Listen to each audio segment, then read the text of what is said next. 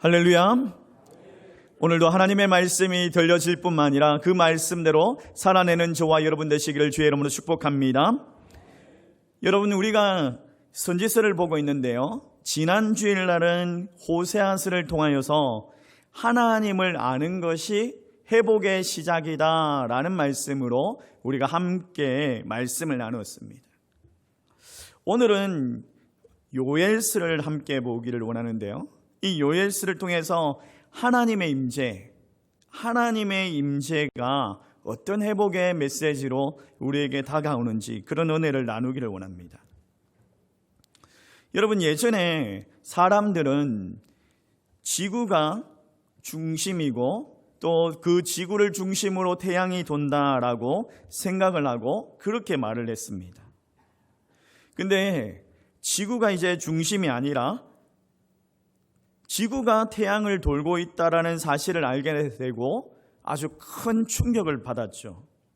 그런데도 불구하고 천문학자들은 여전히 우주의 중심은 태양계이고 또 태양계가 정말 중요하다라고 생각을 했죠. 그런데 한참 지나고 나서 은하수라는 것을 발견하고 그걸 이제 우리은하라고 이름을 짓습니다. 그런데 이 태양계가 우리 은하에 있는데 그럼에도 불구하고 이 태양계는 우리 은하의 중심이다라고 생각을 하고 그렇게 말을 했어요. 그런데 또 한참을 지나고 나서 우리 은하가 수십억 개의 별로 이렇게 모여 있는데 우리 은하만 있는 것이 아니라 또 다른 은하가 있다라는 거예요. 그리고 우리 은하가 중심이 아니라 또 태양계가 우리 은하의 중심이 아니더라는 거예요. 그걸 알고 나서 또 충격에 빠졌죠. 알아가면 알아갈수록 그저 평범한 은하수이고 그저 평범한 형성이고 아주 특별하지 않은 지구였다라는 것을 알게 되었죠. 여러분, 제가 무슨 이야기를 하고 싶냐면 우리도 마찬가지예요. 우리가 사람이 누구나 자기 중심으로 생각을 하다 보니까 나는 아주 특별해 라고 생각을 하는데 하나님을 알면 알수록 내가 하나님 앞에서 그렇게 특별한 존재가 아니다라는 걸 알아요. 하나님 앞에서 정말 하찮은 존재일 수밖에 없구나 라는 걸 알 수 있어요. 하나님을 알아가면 알아갈수록 그렇더라는 거예요.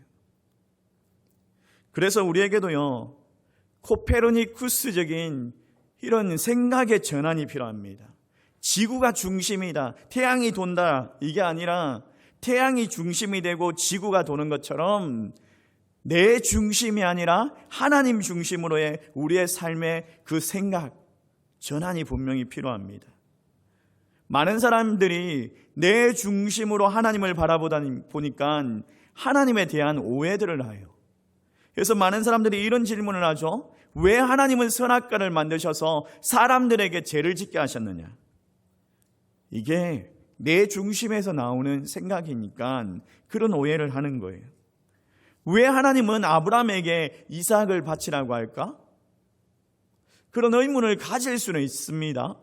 그런데 하나님 입장에서 한번 생각해 보세요.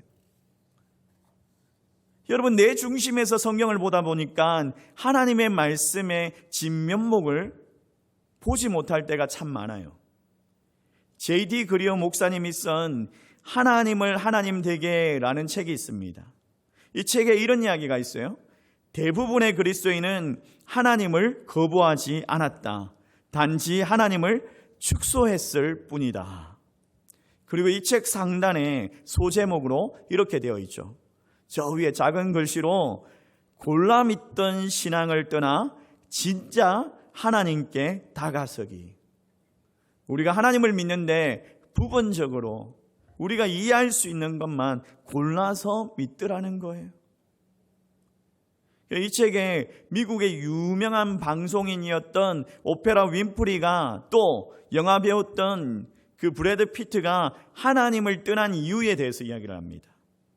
오프라 윈프리는요, 하나님이 우리의 사랑에 대해서 질투하신다 이 말을 받아들일 수가 없어서 신앙을 떠나버렸대요.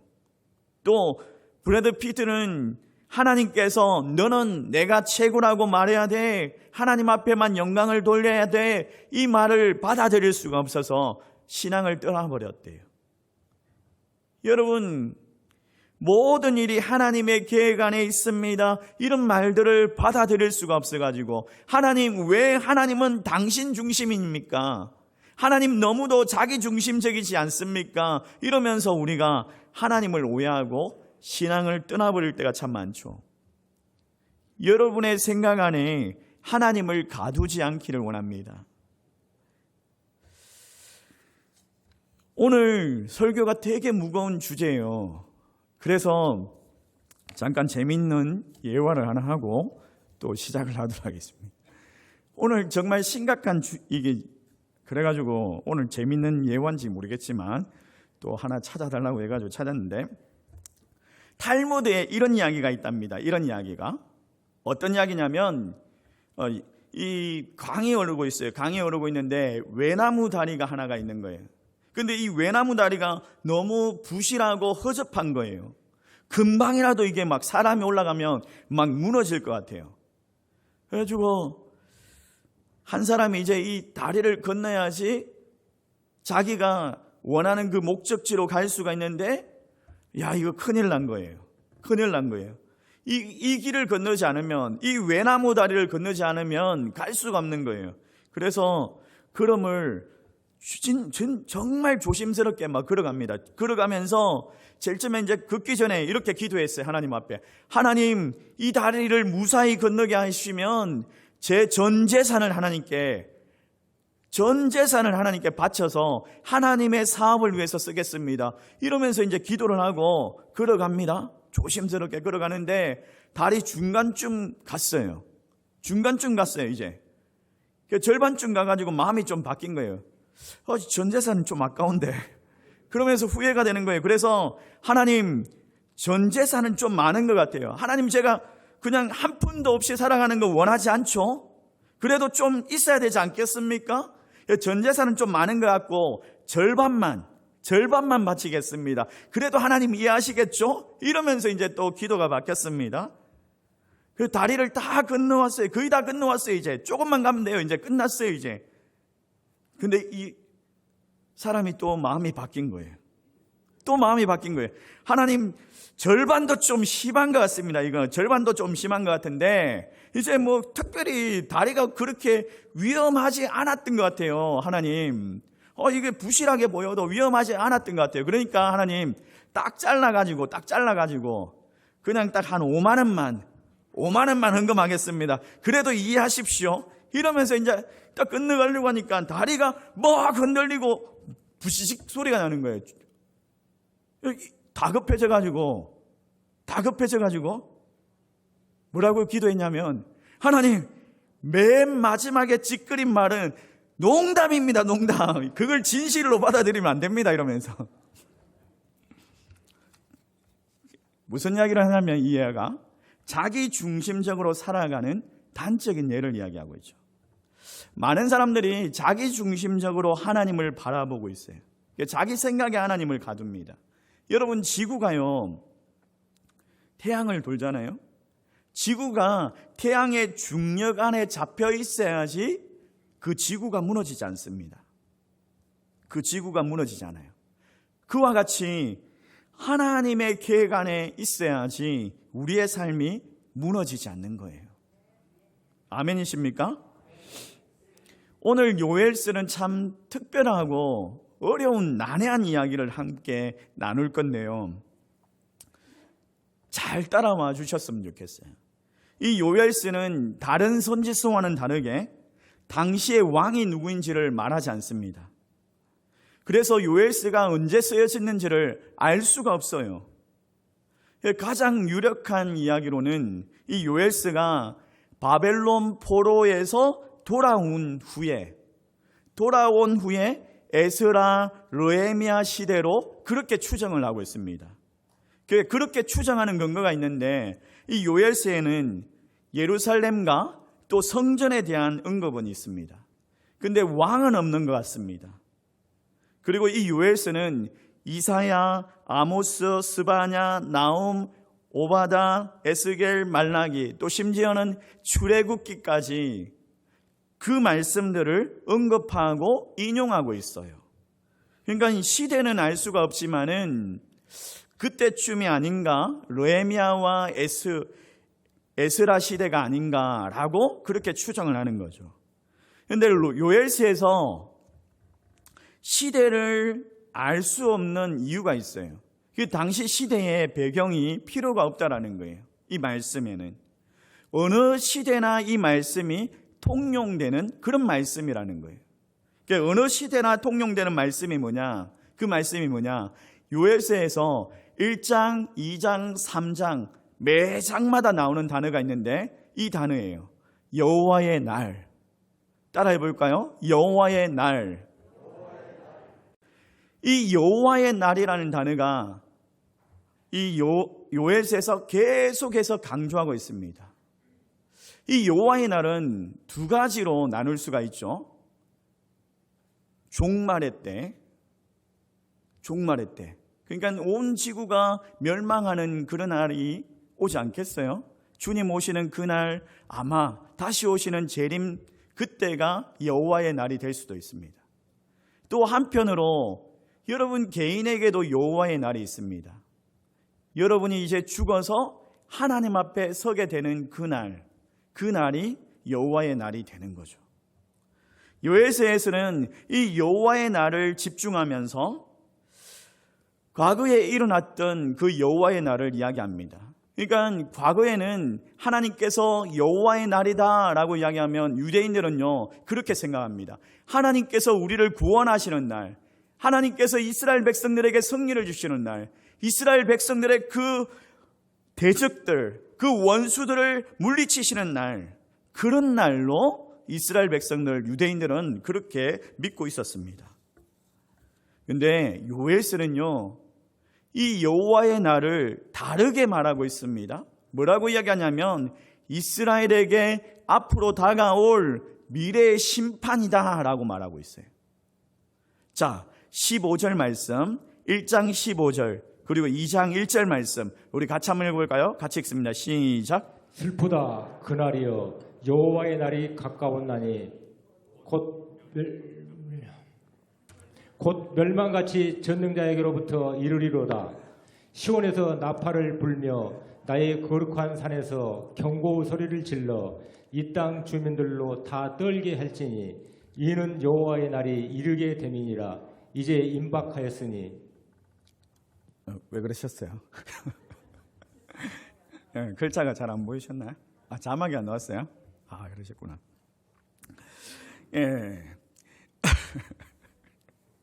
그 당시에 그 이스라엘 백성들은 여호와의 날 이러면 심판이다 라고 말하니까 이해를 못하는 거예요. 왜? 자기들은 하나님 앞에 선택받은 백성이고 하나님께서 여호와의 날 이러면 우리에게 승리를 주시고 우리를 구원하시는 그런 날이었는데 어떻게 여호와의 날이 심판의 날이 되느냐. 자기들의 죄악은 생각하지 못하고 그냥 여호와의 날은 승리와 구원이다 라고 생각을 했는데 요엘서에서 이 여호와의 날을 심판이다 라고 말하면서 충격적인 이야기를 하고 있습니다. 자, 1장 말씀에 보면 1장 4절 말씀에 이런 이야기가 나옵니다. 팥중이가 남긴 것을 메뚜기가 먹고 메뚜기가 남긴 것을 느치가 먹고 느치가 남긴 것을 황충이 먹었도다. 그러니까 최근에 이스라엘에게 황폐한 일이 있었는 거예요. 메뚜기 재앙이 있었던 거예요.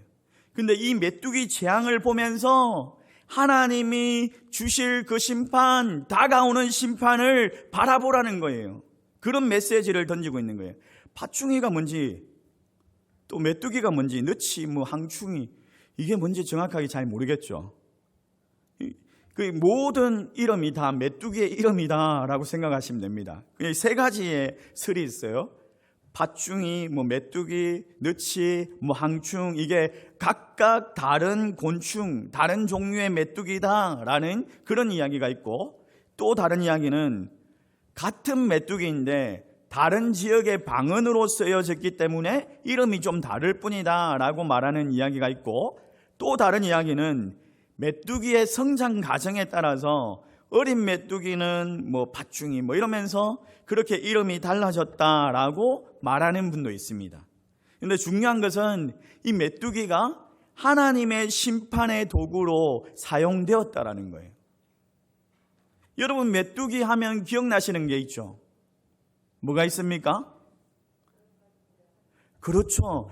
10가지의 재앙, 하나님께서 이스라엘 백성들을 구원하시기 위해서 10가지의 재앙 중에서 8번째 재앙, 하나님께서 이스라엘 백성들을 애굽에서 구원하신 그 여호와의 날에 사용하셨던 도구가 메뚜기였던 거예요. 그게 연상되지 않습니까? 그때의 이야기를 한번 읽어봅시다. 출애굽기 10장 14절 그리고 15절 말씀 같이 함께 읽습니다. 시작. 메뚜기가 애굽 온 땅에 이르러 그 사방에 내림에 그 피해가 심하니 이런 메뚜기는 전에도 없었고 후에도 없을 것이라. 메뚜기가 온 땅을 덮어 이 땅이 어둡게 되었으며 메뚜기가 우박이 상하지 아니한 밭에 채소와 나무 열매를 다 먹었으므로 애굽 온 땅에서 나무나 밭의 채소나 푸른 것은 남지 아니하였도다. 그 메뚜기가 이스라엘 백성들을 구원하는 도구로 쓰임 받았어요. 그런데 요엘서에서는요, 하나님의 심판이 다가오고 있다, 이런 메시지로 보라는 거예요. 11절 말씀해 보면요, 포도원을 가꾸는 자들이여 곡을하라. 밀과 보리 때문에 밭에 소산이 없다. 포도나무도 없고 시들고. 12절 무화과 나무도 말랐고 석류, 대추나무, 사과나무 딱 없다. 다 시들었다. 이런 이야기를 하고 있습니다. 즐거움이 말라버렸다. 메뚜기 떼가 와서 먹고 또 다른 메뚜기가 와서 또 먹고 또 다른 메뚜기가 와서 휩쓸고 지나간 거예요. 그 땅에 남은 것이 하나도 없다라는 거예요. 소망이 없다라는 거예요. 반복되는 재앙들을 보면서 하나님의 그 무시무시한 심판, 하나님의 심판을 보라는 거예요. 보라는 거예요. 여러분은 하나님의 심판을 보고 계십니까? 우리가 요즘 세상을 그냥 100세 시대 이러면서 이야기하지 않습니까? 그러다 보니까 많은 사람들이 그냥 즐기자, 세상을 즐기면서 살자, 그리고 영원히 살 것처럼 그렇게 착각하면서 살아가는 분들이 참 많습니다. 영원히 살 것처럼 뭐 의술이 발달했는데 뭐 100세 시대인데 이러면서 착각하면서 살아가요. 여러분, 주님이 언제 재림하실지는 모르지만 여러분이 살 날이 그렇게 많지는 않을 것 같아요. 저도 한번 생각해 보니까 100세 시대라고 해도 하프라인은 이제 넘었다 라는 생각을 해봐요. 근데 그 하프라인도 안 될 수도 있어요. 오늘 당장 가다가 내 개인에게 하나님 부르심을 받아서 여호와의 날이 내게 임할 수 있다라는 거예요. 그래도 아멘으로 답하고 하나님 앞에 할렐루야 하면서 가실 자신이 있냐고요. 오늘 자다가 하나님 부르시면 하나님의 그 여호와의 날에 내가 주님 감사합니다, 이제 천국에 가겠군요 라고 하면서 하나님의 부르심에 아멘으로 답할 자신이 있냐고요. 이 요엘이 바로 이런 말씀을 우리에게 경고로 하고 있는 거예요. 하나님의 심판이 기다리고 있다. 이 심판이 이스라엘 백성들에게 다가오고 있다. 그런 말씀을 하고 있는 거예요. 이 세대가 저물어 가는 걸 보라. 자연환경이 막 파괴가 되고 전쟁이 일어나고 기근이 일어나고 이상기후가 생기고 사람들이 막 죽고 그런 현상들을 보면서 주님 오실 날을 보라는 거예요. 그렇다면 이스라엘 백성들이 그 심판 앞에서 아무런 소망이 없느냐? 아무런 소망이 없느냐? 그렇지 않죠. 요엘서에서는 여전히 회복에 대한 소망을 이야기합니다. 이 두 가지의 회복의 메시지가 있는데, 첫 번째 회복의 메시지가 뭐냐면 여호와께로 돌아가는 것이다. 여호와께로 돌아가는 것, 하나님 앞에 회개하면 하나님께서 그 재앙을 거두시키시겠다. 하나님의 백성들에게 내리지 않겠다. 이게 하나님의 약속이라는 거예요. 요엘서 2장 12절 말씀과 2장 13절 말씀 우리 같이 한번 읽어볼까요? 같이 읽습니다. 시작.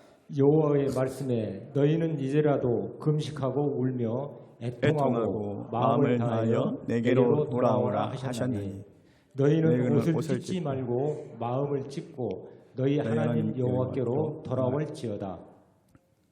이스라엘 백성들이 회개할 때, 그리고 슬픈 마음을 표현할 때, 애통한 마음을 표현할 때 그들이 옷을 찢는 행동을 했습니다. 근데 어느 순간인가 시간이 지나면서 옷을 찢는데 마음은 찢지 않는 거예요.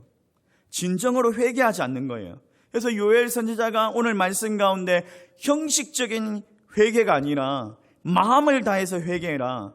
진정한 회개를 할 때 하나님께서 회복시켜 주신다. 그 심판을 피할 수 있다는 그런 소망의 메시지를 하고 있는 거죠. 여러분, 한국 교회가 눈물이 사라진 지가 오래된 것 같아요. 예전에 우리 부모님들이 마룻바닥에서 기도할 때만 해도 교회만 오면 울었어요. 저도 기억이 납니다. 중고등부 수련회 가가지고 막 기도하라고 하니까 불 꺼놓고 기도하니까 주님께서 제 마음을 막 터치하시고 정말 은혜가 돼가지고 눈물 콧물 쏟으면서 죄를 회개하고 울었던 기억이 납니다. 그런데 지금은 그러느냐? 모르겠어요. 예전에 제가 전도사 때 주일학교 아이들을 데리고 수련을 하는데, 이제 초등학생들 데리고 이제 수련을 하는데 이 아이들에게 참 은혜를 많이 끼치고 싶은 거예요. 그래가지고 이 아이들이 정말 눈물을 흘리면서 회개하면서 정말 예수님을 만났으면 좋겠다 이런 간절한 마음 가지고 선생님들한테 불 끄라고 했어요. 불 끄고 아이들 한 사람 한 사람 붙잡고 막 소리 지르러 가면서 기도하시라고 그렇게 시켰어요. 근데 아이들이 대부분 아이들이 막 우는 거예요. 막 울면서 막 기도하는 것 같아요. 이야, 하나님이 아이들에게 막 은혜를 주셨구나. 이야, 경쟁하다. 이야, 이러면서 이제 마음이 좀 뭐 교만해지는 거예요, 제가. 와, 이윤종 전도사, 야, 오늘 승리했다. 와, 진짜 하나님 은혜 주셔가지고 아이들 다 울게 하고 막 다 회개하고 예수 믿겠다고 오늘, 야, 이러면서 오, 마음이 높아지는 거예요. 그 이제 집회가 다 끝나고 아이들 이렇게 붙들고 이제 물어봤어요. 야, 어떤 기도했어? 왜 울었어? 이러면서 물어봤어요. 물어보니까 애가 하는 말이 뭐라는 줄 알아요? 무서워서 울었어요. 불 꺼놓고 선생님들이 막 소리 지르면서 기도하는데 무서워서 울었어요. 다 깨지더라고요. 야, 여러분, 우리가요 참 형식적으로 회개하고 눈물은 잃어버리고 그럴 때가 많지 않습니까? 여러분, 언제 회개 기도를 해보신 것 같아요? 여러분, 방향이 잘못되고 있다는 생각이 안 듭니까? 여러분, 방향이 잘못되고 있을 때는 분명히 그 방향을 돌려야 합니다. 분명히 하나님께로 돌려야지. 회개는 방향을 돌리는 거예요. 하나님께로 방향을 돌리는 거예요. 내 마음의 변화, 삶의 변화가 일어나는 거예요. 사랑하는 성도 여러분, 진정한 회개를 통해서 하나님께로 나아갈 수 있기를 주의 이름으로 축원합니다. 여러분의 인생에 하나님 앞에 붙잡혀야지 살아갈 수가 있습니다. 흔들리지 않고 무너지지 않습니다. 하나님께로 돌아가는 그런 회개의 역사, 우리에게 다시 한 번 더 일어날 수 있기를 주의 이름으로 축원합니다. 또 두 번째로 요엘서에서 말하는 회복의 메시지는 하나님의 임재에 대한 약속을 합니다. 하나님의 임재. 그들에겐 소망이 없고 심판에 대한 두려움만 있습니다. 근데 하나님께서 영을 부어주시겠다는 거예요. 하나님의 영이 임하면 회복의 역사가 임한다는 거예요. 요엘서 2장 28절 말씀, 29절 말씀 우리 같이 한번 읽어볼까요? 같이 읽습니다. 시작. 그 후에 내가 내 영을 만민에게 부어주리니 너희 장녀들이 장래의 일을 말할 것이며 너희 늙은이는 꿈을 꾸며 너희 젊은이는 이상을 볼 것이며 그때 내가 또 내 영을 남종과 여종에게 부어줄 것이며 28절 말씀에 보니까 그 후에라는 단어로 시작을 합니다. 그러니까 이 단어가 조금 중요한데요. 그러면 그 전에 무슨 일이 있었느냐? 자, 27절 말씀에 이렇게 이야기해요. 하나님이 이스라엘 가운데 있어 너희 하나님 여호와가 되고, 무슨 말이냐면 하나님께서 우리 가운데 있겠다라는 거예요. 하나님의 임재를 말하는 거죠. 요엘 시대가 하나님의 부재로 인하여서 재앙을 경험하였다는 거예요. 하나님이 우리 가운데 임하면 미래에 대한 소망이 생긴다는 거예요. 그러면서 너희 자녀들이 장래를 이야기하고 늙은이들이 꿈을 꾸고 젊은이들이 이상을 보는 그런 회복이 생겨난다. 그러니까 하나님의 부재 가운데 살던 너희들, 하나님의 심판에 대한 두려움으로 떨고 있던 너희들이 하나님의 임재 가운데 살아가면 하나님의 그 비전을 보게 된다는 거예요. 하나님의 사역들을 보게 된다는 거예요. 하나님의 임재 앞으로 돌아오라는 거예요. 그래야 회복할 수 있다. 여호와의 날이 임할 때 마지막 때의 유일한 그 소망, 하나님의 부재 가운데 살던 우리가 하나님의 임재 가운데 살아가는 거예요. 이 회복에 놀라운 약속이 있습니다. 하나님께서 영을 부어주시는데 그 영이 빈부와 기천을 떠나서 상관없이 그냥 초월해서 남녀와 노소에 상관없이 신분을 넘어서 뭐예요? 만민에게 부어주시겠다라고 약속하셨어요. 만민에게 자격이 있냐 없냐가 아니라 자격 없는 사람들에게도 어떻게 하면? 회개하면, 주님께로 돌아오면 부어주신다라는 거예요. 이 말씀이 신학에 와서 교회를 통하여서 회복이 성취가 됩니다. 요엘서의 말씀이 오순절 성령 강림의 날에 베드로가 이 요엘서를 가지고 설교를 하죠. 그때 3,000명이 회개하면서 하나님의 영이 임하고 그렇게 예루살렘 교회가 시작을 합니다. 사도행전 2장 17절 18절 말씀에 이 베드로의 설교가 나오는데 우리 같이 한번 읽어보도록 하겠습니다. 같이 읽습니다. 시작. 이는 곧 선지자 요엘을 통하여 말씀하신 것이니 일렀으되 하나님이 말씀하시기를 말세 내가 내 영을 모든 육체에 부어주리니 너희의 자녀들은 예언할 것이요 너희의 젊은이들은 환상을 보고 너희의 늙은이들은 꿈을 꾸리라. 그때 내가 내 영을 남종과 여종들에게 부어주리니 그들이 예언할 것이요. 베드로가 이 설교를 하면서 하나님의 영을 부어주신다, 하나님의 영이 임한다, 성령이 임한다, 이런 이야기를 하면서 어떻게 하면 예수를 주라고 부르면, 예수를 주라고 부르면, 나의 구주로 영접하면 성령이 너희에게 부어주신다, 임한다, 자격 없는 너희들에게 주신다라고 그렇게 선포합니다. 사랑하는 성도 여러분, 오늘 이 자리에 예수 그리스도를 나의 구주로 영접하신 분도 있겠지만 혹시라도 예수 그리스도를 나의 구주로 영접하지 못했다면 회개하고 내 죄를 회개하고 하나님 앞에 구하시기를 바랍니다. 성령을 구하시기를 바랍니다. 또 예수 그리스도를 영접하고 나의 구주로 살아가시는 분이 있다면 내 죄를 자백하고 성령 충만을 구하시길 바랍니다. 하나님의 영으로 살아갈 때에 하나님의 사역들, 하나님의 비전들을 보게 될 거예요. 이제는 더 이상 예수 그리스도가 없는 그 부재, 그 부재에서 심판의 두려움에 서는 자가 아니라 하나님의 임재로 성령이 임하는 사람으로 하나님의 사역들, 하나님의 비전들을 보면서 선포하게 될 거예요.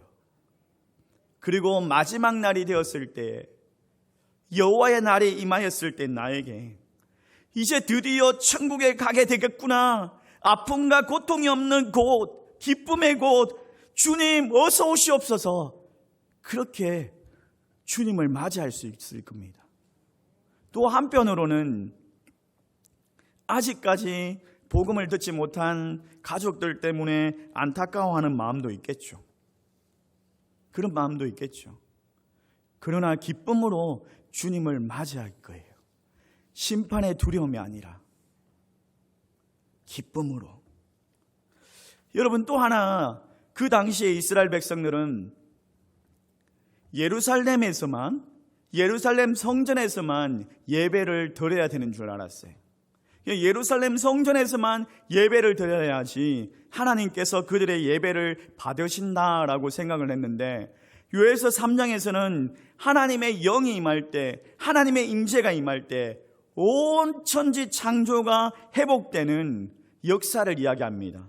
예루살렘 성전에서 하나님의 임재가 임하니까 강같이 흘러서 온 우주를 새롭게 하는, 하나님을 예배하는 자들이 일어나는 그런 이야기를 합니다.